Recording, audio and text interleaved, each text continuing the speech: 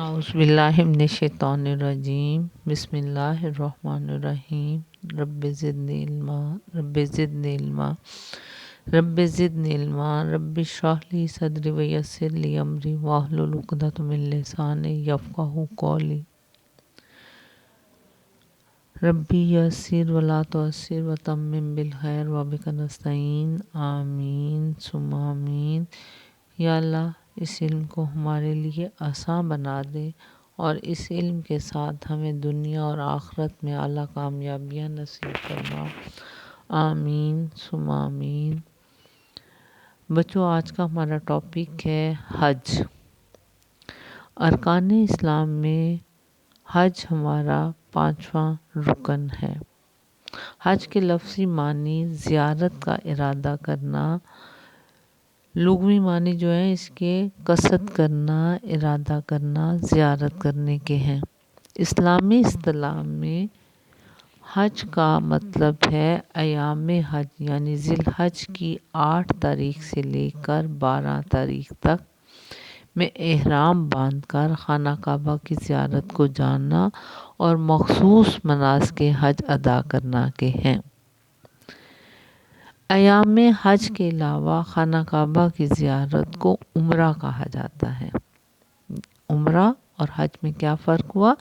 جو ایام حج ہیں ذی الحج کی 8 سے لے کے 12 تاریخ تک، اس میں خانہ کعبہ کی زیارت کرنا اور مناسک حج ادا کرنا حج کہلاتا ہے، اور اس کے علاوہ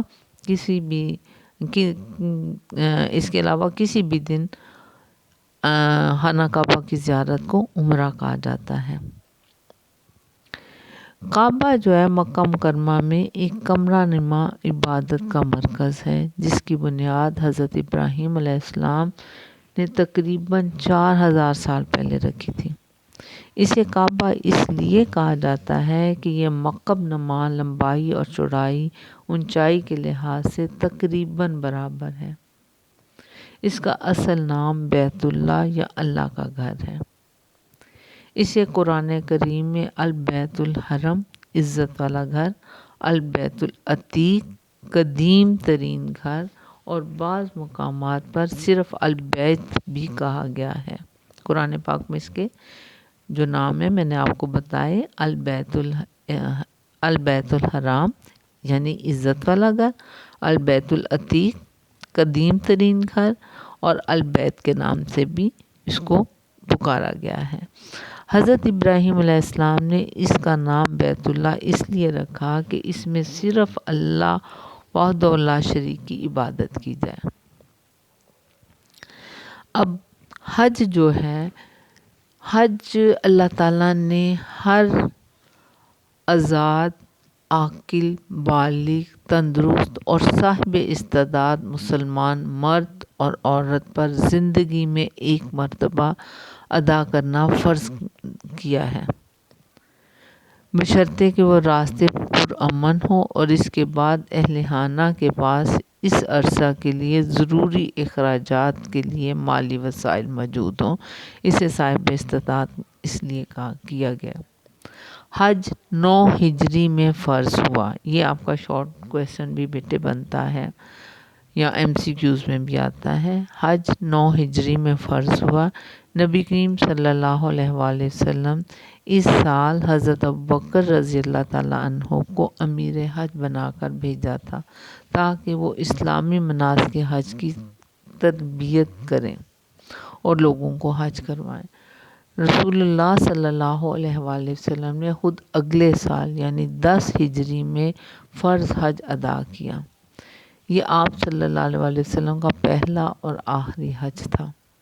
حج کی فرضیت جو قرآن پاک میں ارشاد ہوئی وہ اس طرح سے ہے، وَلِلَّهِ عَلَى النَّاسِ حَجُّ الْبَيْتِ مَنِ اسْتَطَاعَ إِلَيْهِ السَّبِيلَ، اور لوگوں پر اللہ کا حق ہے جو خانہ کعبہ تک پہنچنے کی استطاعت رکھتا ہو وہ اس کا حج کرے۔ سورۃ بقرہ میں اللہ تعالیٰ نے ارشاد فرمایا، وَأَتِمُّوا الْحَجَّ وَالْعُمْرَةَ لِلَّهِ، حج اور عمرہ اللہ تعالیٰ کے لیے پورا کرو۔ نبی کریم صلی اللہ علیہ وآلہ وسلم نے فرمایا، اے لوگو تم پر حج فرض کیا گیا ہے، پس تم حج کرو۔ ایک اور جگہ نبی کریم صلی اللہ علیہ وسلم نے فرمایا، جسے کسی بیماری، واقعی ضرورت یا کسی ظالم حکمران نے نہ روکا ہو اور اس کے باوجود وہ حج نہ کرے تو وہ چاہے یہودی مرے یا نصرانی مرے، اس کو اللہ تعالیٰ کو اس میں کوئی نہیں کہ وہ چاہے یہودی ہو یا نصرانی ہو۔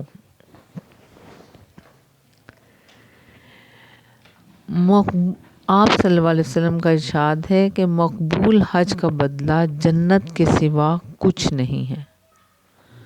حج کی اہمیت کے پیش نظر صاحب استطاعت مسلمانوں کو بلا عذر اس فریضے کی ادائیگی سے محروم نہیں رہنا چاہیے۔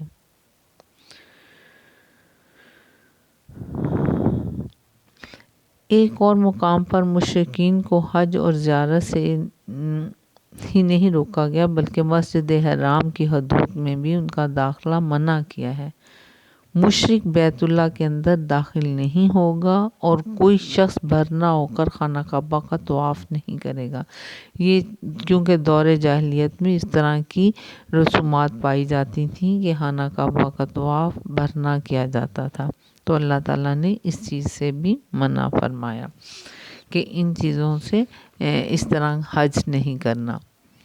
اب مناسک حج کیا ہیں؟ مناسک حج سے مراد وہ تمام شرعی احکام، رسوم، قواعد و ضوابط ہیں جن کی حج میں پابندی کی جاتی ہے۔ اس میں میقات ہے، احرام ہے، طواف ہے، سعی وقوف، عرفہ، رمی اور قربانی وغیرہ امور شامل ہیں، جو میں آپ کو مختصر تھوڑا تھوڑا بتاتی ہوں۔ میقات کہا جاتا ہے مکہ مکرمہ کے ارد گرد بعض مقامات مقرر ہیں جنہیں میقات کہا جاتا ہے، جہاں سے کعبے کا حرم شروع ہوتا ہے۔ یہاں سے احرام باندھنا کے ساتھ گزرنا واجب ہے۔ ان مقامات پر حج عمرے کی نیت سے احرام باندھا جاتا ہے اور یہ میقات چاروں طرف یعنی کہ خانہ کعبہ کے چاروں طرف مختلف مقامات کو میقات ہیں۔ اب جب کوئی شخص عمرے یا حج کے لیے روانہ ہوتا ہے تو مقام میقات سے باقاعدہ حج عمرے کے لیے نیت باندھتا ہے اور احرام باندھتا ہے۔ احرام سے مراد ایسی حالت ہے جس میں محرم احرام باندھنے والا چند حلال چیزوں سے احرام اصل میں مرد کے لیے دو چادریں ہیں، انسلی چادریں، جو ایک وہ تہمت کے طور پہ باندھتا ہے اور ایک وہ اپنے گرد لپیٹتا ہے جس میں اس کا ایک کندھا، دایاں کندھا جو ہے وہ بھرنا رہتا ہے، وہ اس طرح اپنے اوپر باندھتا ہے۔ تو احرام جو ہے جس میں احرام کے لیے باندھنے کے بعد چند چیزیں، حلال چیزیں بھی حرام ہو جاتی ہیں، مثلاً زیب و زینت کرنا، خوشبو لگانا، بال کٹوانا، ناخن ترشوانا، شکار کرنا اور میاں بیوی کا آپس میں ملنا، یہ سب کچھ حرام ہو جاتا ہے۔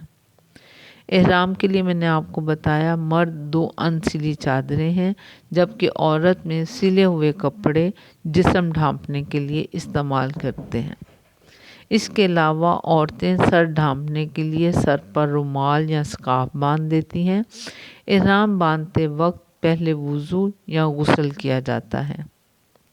احرام باندھ کر 2 رکعت نماز سنت پڑھ کر حج عمرہ کی باضابطہ نیت کی جاتی ہے اور بلند زبان میں پھر تلبیہ پڑھا جاتا ہے۔ تلبیہ کیا ہے؟ لبیک اللہم لبیک لبیک لا شریک لک لبیک ان الحمد والنعمت لک والملک لا شریک لک، اسے تلبیہ کہا جاتا ہے، جو پھر بلند آواز میں سب پڑھتے ہیں جب احرام باندھ دیا جاتا ہے۔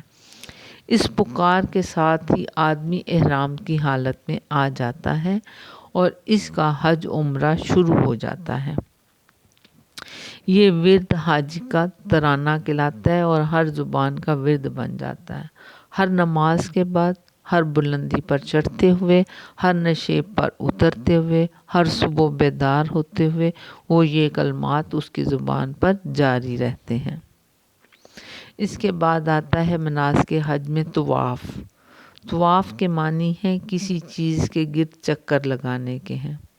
عمرہ اور حج کے بیان میں اس سے مراد بیت اللہ کے چاروں طرف 7 چکر لگانا ہے۔ ایک چکر کو شوط کہتے ہیں۔ 7 چکر اس کے ارد گرد لگانا، خانہ کعبہ کے ارد گرد لگانا، یہ طواف کہلاتا ہے۔ یہ بھی مناسک حج میں سے۔ آگے ہے حجرہ اسود۔ حجرہ اسود کے لفظی معنی کالے پتھر، اسود کالے کو کہتے ہیں، حجر میں نے پتھر، حجرہ اسود کالے پتھر کے ہیں۔ خانہ کعبہ کی دیوار کے ایک گوشے میں انسان کی قد کی بلندی میں ایک کالے رنگ کا پتھر نصب ہے جسے حجرہ اسود کہا جاتا ہے۔ عمرہ اور حج کرنے والا مکہ میں داخل ہو کر سیدھا خانہ کعبہ پہنچتا ہے اور حجرہ اسود پر اپنے دونوں ہاتھ رکھ کر اسے چومتا ہے اور پھر کالی پٹی سے ذرا پہلے کھڑا ہو کر حجرہ اسود کی جانب چہرہ کر کے کھڑے ہو کر نیت کرتا ہے۔ نیت کرنا شرط ہے، خواہ دل میں کرے، بغیر نیت طواف نہیں ہوگا۔ طواف کی نیت اس طرح کی جاتی ہے: یا اللہ، میں تیرے بیت اللہ کے 7 چکروں کا طواف کی نیت کرتا ہوں اللہ تعالیٰ کے لیے، بس اس کو میرے لیے آسان کر دے اور قبول فرما دے۔ پھر بسم اللہ، اللہ اکبر وللہ الحمد کہہ کر دونوں ہاتھ کانوں تک اٹھا کر چھوڑ دے، جس طرح ہم نماز میں تکبیر کہی جاتی ہے، اور استلام کرے۔ استلام چونکہ ہر بار دوران طواف حجر اسود کو بوسہ دینا اور ہاتھ سے چھونا کیونکہ اتنا زیادہ ہجوم ہوتا ہے کی وجہ سے ممکن نہیں ہے، لہٰذا ہاتھ سے یا چھڑی سے حجر اسود کی طرف اشارہ کرنا ہی کافی ہے۔ اسے استلام کہا جاتا ہے۔ حجر اس طرف رخ کر کے دور سے ہاتھ ایسے کرنا یا چھڑی سے اس کی طرف اشارہ کرنا استلام کہتا ہے۔ ہر چکر میں تکبیر کہہ کر استلام کرنا ضروری ہے۔ 7 چکر لگانے ہیں نا، ہر چکر میں جب حجر اسود کے سامنے آنا ہے تو اس طرح کرنا ہے، مگر کانوں تک ہاتھ اٹھانا صرف پہلی تکبیر کے وقت ہوتا ہے، یعنی شروع طواف کے وقت۔ شروع طواف سے ختم طواف تک حجر اسود 8 مرتبہ استلام ہوتا ہے۔ طواف کے دوران دائیں بائیں دیکھنے کی اجازت نہیں، حتیٰ کہ بیت اللہ کی طرف دیکھنا بھی منع ہے، سوائے حجر اسود کے استقبال کے وقت، اور دوران طواف جو دعا اور جس زبان میں یاد ہو وہ پڑھے، تیسرا کلمہ پڑھے، درود شریف پڑھے یا استغفار کا ورد بکثرت کرے۔ اب اگلا مناسک ہے مقام ابراہیم میں نماز۔ یہاں ہر طواف کے بعد 2 رکعت نماز واجب طواف پڑھی جاتی ہے، جس کو دوگانہ طواف بھی کہتے ہیں۔ اس کے بعد آتا ہے صفا و مروہ کی سعی۔ ارشاد باری تعالیٰ ہے: ان الصفا والمروۃ من شعائر اللہ، بے شک صفا اور مروہ اللہ کی نشانیوں میں سے ایک نشانیاں ہیں۔ سعی کے معنی ہے چلنے اور دوڑنے کے۔ شرعی اصطلاح میں صفا و مروہ کے درمیان مخصوص طریقے پر 7 چکر لگانے کو سعی کہتے ہیں۔ صفا اور مروہ خانہ کعبہ کے پاس 2 پہاڑیاں ہیں جن کے درمیان حضرت ہاجرہ اپنے بیٹے حضرت اسماعیل کے لیے پانی کی تلاش میں بے چینی سے دوڑی تھیں۔ یہ سعی انہی کی یادگار سنت ہے۔ سعی کی ابتدا صفا سے کی جاتی ہے اور اختتام مروہ پر ہوتا ہے۔ اس طرح 7 پھیرے لگائے جاتے ہیں۔ اس کے بعد منی میں قیام۔ ذوالحج کی 8 تاریخ کو مینا میں مکہ سے 5 کلومیٹر کے یہ فاصلے پر ہے، جمع ہو کر ایک دن اور رات کا قیام کرنا اور اللہ کی یاد میں وقت گزارنے کو کہتے ہیں، اور اس دن کو یوم تراویہ کہا جاتا ہے۔ 9 ذی الحج کو فجر کی نماز مینا میں ادا کرتے ہیں اور سورج طلوع ہونے کے بعد عرفات کی طرف روانگی شروع ہو جاتی ہے۔ عرفات کے میدان میں مکہ سے 22 کلومیٹر کے فاصلے پر ہے۔ یہاں زوال آفتاب سے غروب آفتاب تک قیام واجب ہے۔ یہاں زوال کے بعد امیر حج مسجد نمرہ میں خطبہ دیتا ہے، پھر ظہر اور عصر کی قصر نماز ادا کی جاتی ہے اور نمازوں سے فارغ ہو کر کھلے میدان میں کھڑے ہو کر یا مجبوری میں بیٹھ کر بھی وقوف کرتے ہیں۔ یہ وقوف عرفہ حج کا سب سے بڑا رکن اعظم کہلاتا ہے۔ اس کے بغیر حج ممکن نہیں ہوتا۔ یہ وقت اور مقام دعاؤں کی اور توبہ کی قبولیت کا وقت ہوتا ہے۔ یہ اجتماع روز محشر کی یاد دلاتا ہے کہ یہاں عاجزی اور انکساری کے ساتھ دعائیں مانگی جاتی ہیں۔ اس کے بعد مینا اور عرفات کے درمیان ایک میدان ہے جسے مزدلفہ کہتے ہیں۔ عرفات کے میدان سے غروب آفتاب کے وقت نماز مغرب ادا کیے بغیر مزدلفہ کی طرف روانہ ہو جاتے ہیں حاجی۔ میدان مزدلفہ میں پہنچ کر نماز مغرب اور عشاء ایک ہی وقت میں باجماعت یا اکیلے ادا کی جاتی ہے۔ 10 ذی الحج کی رات مزدلفہ میں تکبیر، تحلیل، استغفار، تلبیہ اور درود شریف پڑھتے بسر کرتے ہیں۔ یہاں آرام کے لیے لیٹنا اور سونا منع نہیں۔ 10 ذی الحج کو فجر کی نماز مزدلفہ میں ادا کی جاتی ہے۔ نماز فجر کے بعد تھوڑی دیر ٹہلنا ضروری ہے۔ وقوف مزدلفہ واجب ہے۔ اس کا وقت صبح صادق سے طلوع آفتاب تک ہے۔ مزدلفہ سے روانگی سے قبل شیطان کو مارنے کے لیے تقریباً 70 کنکریاں یہاں سے چن لینا مستحب ہے۔ اگر یہاں سے کنکریاں نہ لی گئیں تو بعد میں کسی دوسری جگہ سے حاصل کرنا مشکل ہوگا۔ 10 ذی الحج کو سورج طلوع ہونے کے بعد یہاں سے مینا واپس روانہ ہوتے ہیں۔ مینا میں پہنچ کر 3 کام کرنے ہوتے ہیں: رمی کرنا یعنی بڑے شیطان کو کنکریاں مارنا، قربانی کرنا، بالوں کا کٹوانا اور احرام کھولنا ہے۔ پھر رمی لغت میں یہ رمی جمار جو ہے لغت میں اس سے مراد چھوٹے پتھروں کنکریوں کا پھینکنا ہے۔ عرف شرع میں چھوٹی کنکریوں کا مخصوص زمانے میں مخصوص جگہ پر پھینکنا رمی جمار واجب ہے۔ ترک کرنے پر دم لازم ہوتا ہے، یعنی اس پہ ایک قربانی زائد کرنی پڑتی ہے۔ ہر جمرہ میں 7 کنکریاں ایک ایک کر کے ماری جاتی ہیں۔ 10 ذی الحج کو جمرہ عقبہ یعنی بڑے شیطان کو کنکریاں ماری جاتی ہیں، جبکہ 11 اور 12 ذی الحج کو تینوں یعنی جمرہ اولا، جمرہ وسطیٰ اور جمرہ عقبہ یعنی چھوٹے شیطان، درمیان والے شیطان اور بڑے شیطان کو کنکریاں ماری جاتی ہیں۔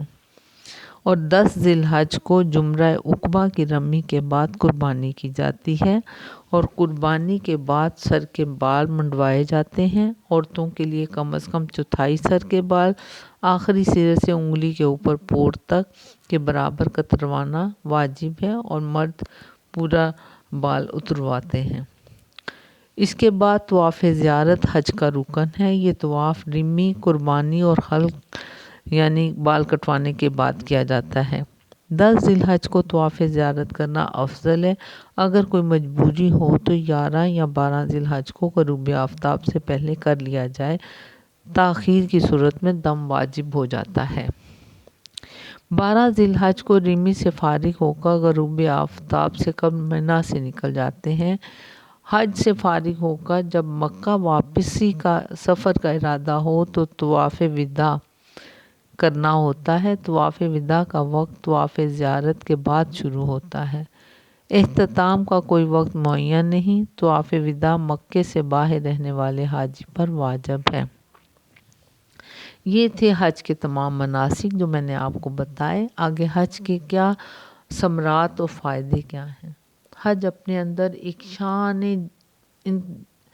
شان جامعیت رکھتا ہے اور تمام ارکان اسلام کا نچوڑ ہے۔ یہ جامع ایک عبادت ہے، تمام عبادات اس میں آ جاتی ہیں، یہ ساری عبادات کا مجموعہ ہے۔ نماز کی روح، اللہ کا ذکر، زکوٰۃ کی حقیقت، انفاق فی سبیل اللہ سب اس میں آ جاتے ہیں۔ روزے کی خصوصیت یعنی ترک خواہشات اور ضبط نفس بھی اس میں آتا ہے۔ قربانی، خدا کی راہ میں خون بہانا بھی آتا ہے۔ ہجرت یعنی اللہ کی راہ میں گھر چھوڑنا بھی اس میں آتا ہے۔ قلبی عبادات کا اظہار بھی ہوتا ہے، تو اس لیے یہ ایک جامع عبادت ہے۔ حج کے مندرجہ ذیل فائدے ہیں، یعنی اللہ سے قرب کا حصول ہوتا ہے، ضبط نفس پیدا ہوتا ہے، پیغام توحید اور حق کا پرچار ہوتا ہے، معاشی فائدے بھی ہوتے ہیں، تجارت بھی کی جا سکتی ہے، اخوت اور مساوات کا ذریعہ بنتا ہے۔ حج مسلمانوں کی عالمگیر کانفرنس، یعنی کہ مسلمان سارے اکٹھے، دنیا سے مسلمان اکٹھے ہوتے ہیں، اور سب سے بڑی بات گناہوں اور مغفرت کا ذریعہ بنتا ہے۔ اوکے جی، اللہ حافظ۔